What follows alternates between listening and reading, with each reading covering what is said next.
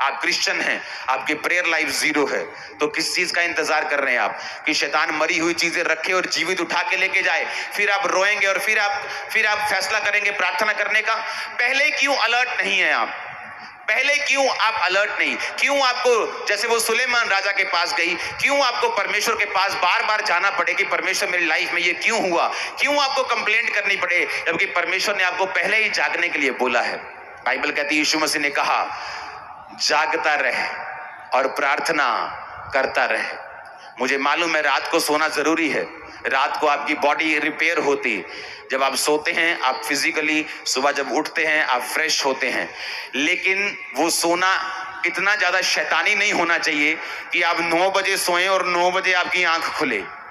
ये कौन सा सोना है? ये तो सोना नहीं है, तो मरना ही है। आधा मर गए आप, तो आपने 12 घंटे सो के बिता दिए, मर के बिता दिए और कोई रिजल्ट नहीं निकाला। लेकिन जब आप रात को आपको प्रार्थना करने की आदत पड़ जाती, आपका वेरी जब मिलता है, हाँ आओ भाई जी बैठे, जरा एक प्लान करना है। कब करना है? आ जाओ रात को 10 बजे। जब वो प्लान करने के लिए बैठते हैं और जब आप घुटने लगाने के लिए बैठे होंगे, वो मूर्ख बन जाएंगे, मैं आपको बता रहा हूं, क्योंकि वो प्लान करेंगे रात को और आप घुटनों में बैठे होंगे रात को। इसलिए आपको किसी प्लानिंग की जरूरत नहीं। क्रिश्चियन लोगों को किसी के खिलाफ, जो आपके खिलाफ चल रहे हैं, उनके खिलाफ रातों को मीटिंग करने की जरूरत नहीं, प्लान करने की जरूरत नहीं। रात घुटने पे आ जाओ, परमेश्वर ऐसा दिमाग बांध देगा आप हैरान हो जाएंगे। वो ऐसा कंफ्यूज कर देगा आप हैरान हो जाओगे। याद रखो, हम स्पिरिचुअल तरीके के साथ चलने के लिए बुलाए गए हैं। आमीन। बाइबल कहती है एक राजा को मालूम हुआ कि मेरे ऊपर सब तरफ से अटैक होने वाला है।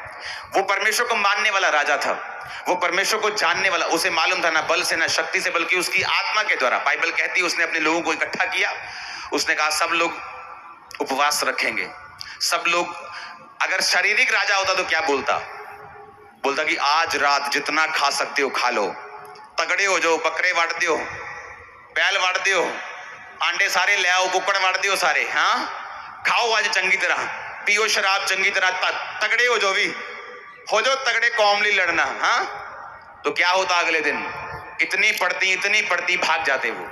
लेकिन वो राजा समझदार था, उसे मालूम था ना बल से ना शक्ति से, उसकी आत्मा के द्वारा।